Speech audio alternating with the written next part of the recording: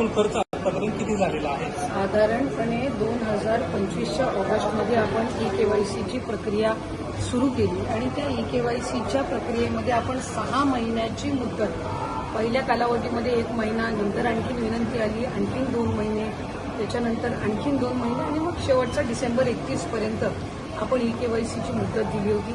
त्यानंतर सुद्धा ज्यांनी केवायसी 31 डिसेंबरपर्यंत केलेली आहे, पण त्यांच्या केवायसीमध्ये काही त्रुटी राहिलेल्या आहेत, आपण त्यांना सुद्धा ती दुरुस्त करण्याच्या दृष्टिकोनातून एप्रिल महिन्यापर्यंत त्यांना संधी दिली आणि 31 केवायसीची प्रोसिजर साधारणपणे न केलेल्या महिला जवळपास 60 लाखापेक्षा अधिक आहेत, ज्यांनी कधीच केवायसी ही या योजनेअंतर्गत केलीच नाही.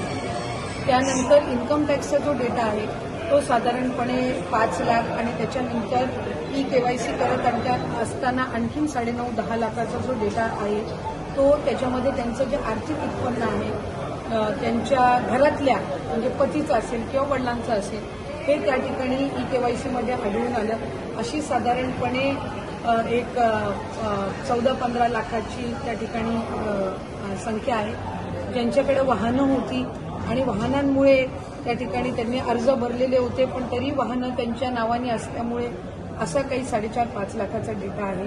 आणि त्यामुळे ज्यांना वारंवार संधी देऊन सुद्धा केवायसीची प्रक्रिया झाली नाही त्यांना त्या ठिकाणी योजनेचा लाभ आणि जे काही नियम आणि निकष ठेवलेले होते त्यानुसार या योजनेचा लाभाच्या दृष्टिकोनातून सरकारने त्या ठिकाणी निर्णय घेतला आणि कुठलीही पात्र महिला ज्यांनी केवायसीची प्रोसिजर केलेली आहे आणि तरी सुद्धा तिला त्या ठिकाणी लाभ मिळत नाही आहे, अशा पद्धतीचं कुठल्याही पात्र महिलेवर अन्याय किंवा त्या लाभार्थीवर अन्याय हा विभाग म्हणून किंवा शासन म्हणून केला जाणार नाही. आमच्याकडे काही तक्रारी किंवा काही त्या ठिकाणी निवेदनं प्राप्त झालेली आहेत की त्यांनी केवायसीची प्रोसिजर केली होती पण तरी सुद्धा त्यांना लाभ मिळत नाहीये. अशा प्रोसिजर ह्या ज्या आहेत त्या आम्ही क्रॉस व्हेरीफाय करतोय. ज्यांनी संजय गांधी निराधार योजना आणि लाडकी बहीण योजना दोन्हीचे अर्ज भरलेले होते आणि दोन्हीकडूनही त्यांना जर लाभ मिळत नसेल तर त्यांना दोन्हीपैकी एका तरी योजनेचा लाभ हा देण्याच्या दृष्टिकोनातून सुद्धा जे काही क्रॉस व्हेरिफिकेशन आहे ते सुरू आहे. आणि एक कुठलं तरी चॅनल माध्यमांच्याकडे आणि काही आर्टिकल्समध्ये सुद्धा आलेलं आहे की एकट्या बीड जिल्ह्यामधून 28 लाख महिला अपात्र झालेल्या आहेत.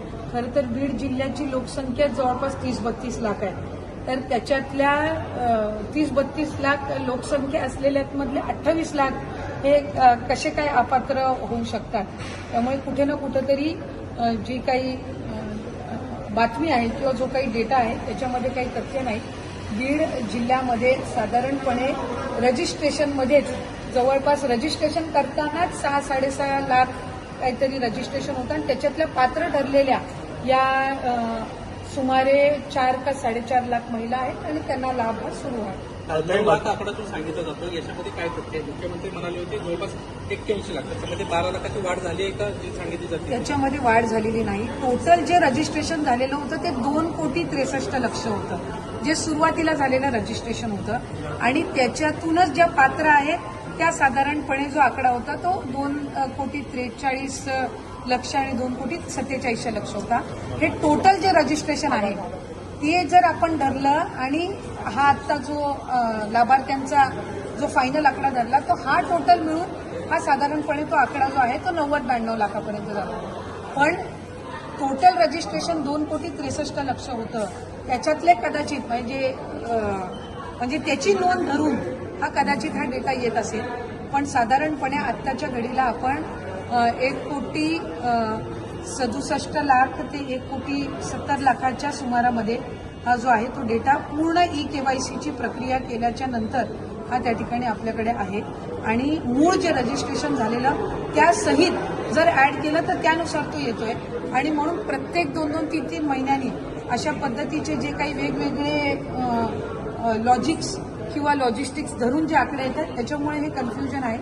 पण साधारणपणे स्ट्रीमलाईन होण्याच्या दृष्टिकोनातून ही योजना केवायसी ही बंधनकारक आहे आणि ही फक्त लाडकी बहीण योजनेसाठी नाही तर आपण जर बघितलं तर नमो शेतकरीसाठी सुद्धा केवायसी आहे. मदत पुनर्वसनमधून आपण जो काही नुकसान भरपाई देतो त्याला सुद्धा EKYC कंपल्सरी आहे. ज्या ज्या डायरेक्ट डीबीटी स्कीम्स आहेत म्हणजे डायरेक्ट बेनिफिशरी ट्रान्सफरच्या स्कीम्स आहेत त्या सगळ्यांमध्ये EKYC ही कंपल्सरी आहे. पहिल्यांदाच ही प्रक्रिया होत असल्यामुळे त्या संदर्भामध्ये काही शंका कुशंका होत्या, पण आता पूर्ण त्या स्ट्रीमलाईन झालेल्या असून ज्या पात्र लाभार्थी आहेत त्यांना आम्ही त्या पद्धतीने तो लाभ देत आहोत. आणि ज्यांच्या तक्रारी आलेल्या आहेत आमच्याकडे की EKYC करून सुद्धा त्यांना लाभ मिळत नाहीये किंवा त्यांना त्या संदर्भातली शहानिशा करून जर EKYC करून त्यांना खरंच मिळत नसेल आणि त्या पात्र असतील तर त्या पद्धतीनं कारवाई केली जाईल. पण EKYC करून सुद्धा जर या दुसऱ्या म्हणजे समजा त्यांची वाहनं असेल किंवा इन्कम टॅक्सच्या याच्यामध्ये ते बसत नसतील किंवा दुसऱ्या कुठल्या स्कीममध्ये ते कुठला लाभ घेत असतील आणि त्या कारणाने असेल तर स्वाभाविकरित्या त्यांना ज्या दुसऱ्या स्कीमचा लाभ सुरू जाईल, पण लाडकी बहीणचा त्यांना त्या पद्धतीनं तो लाभ काही पुढे कंटिन्यू होईल. किती रक्कम जी आहे ती महिलांना गेलेली आहे, एक्झॅक्ट आकडा किती आहे ज्या बाद झालेल्या आहेत आतापर्यंत? अपात्र महिलांची आतापर्यंतची संख्या किती आहे आतापर्यंत? म्हणजे अपात्र महिलांची साधारणपणे मी पात्र महिलांची तुम्हाला सांगते की 1,67,00,000 इतकं आपण जे लास्ट डीबीटी केलेलं आहे ते सुमारे त्या याचं गेलेलं आहे. म्हणजे EKYCची प्रक्रिया पूर्ण झाल्याच्या नंतर ज्यांनी EKYC केलेली नाही किंवा जे इन्कम टॅक्सच्या याच्यामध्ये जो काही डेटा आम्हाला तिथून मिळाला त्यानुसार जो इंटिग्रेट केलेला डेटा असेल, RTO कडून जो मिळाला त्यानुसार जो इंटिग्रेट केलेला डेटा असेल किंवा ज्यांनी EKYCची प्रोसिजरच त्या ठिकाणी फॉलो केलेली नाही, ह्या सगळ्याच्या अंतिम आलेले जे पात्र लाभार्थींची आहे ती साधारणपणे 1,67,00,000 अशा सुमारास जे पुरुष होते जे लाभ घेत होते त्यांच्याकडनं पैसे रिटर्न यायला सुरुवात केली आहे का? पैसे रिकव्हर करण्याच्या दृष्टिकोनातून विभागाच्या वतीने जो प्रस्ताव आहे तो आम्ही त्या ठिकाणी केलेला आहे.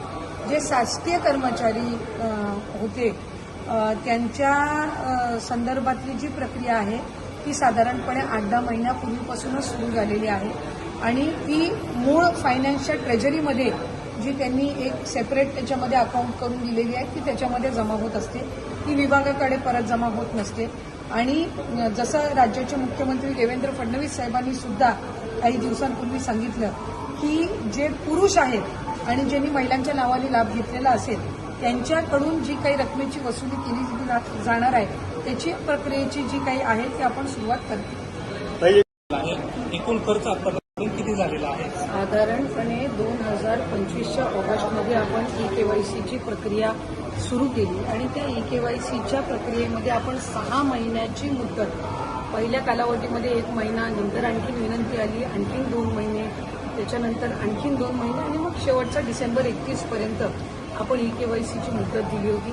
त्यानंतर सुद्धा ज्यांनी EKYC 31 डिसेंबरपर्यंत केलेली आहे पण त्यांच्या EKYCमध्ये काही त्रुटी राहिलेल्या आहेत, आपण त्यांना सुद्धा ती दुरुस्त करण्याच्या दृष्टिकोनातून एप्रिल महिन्यापर्यंत त्यांना संधी दिली आणि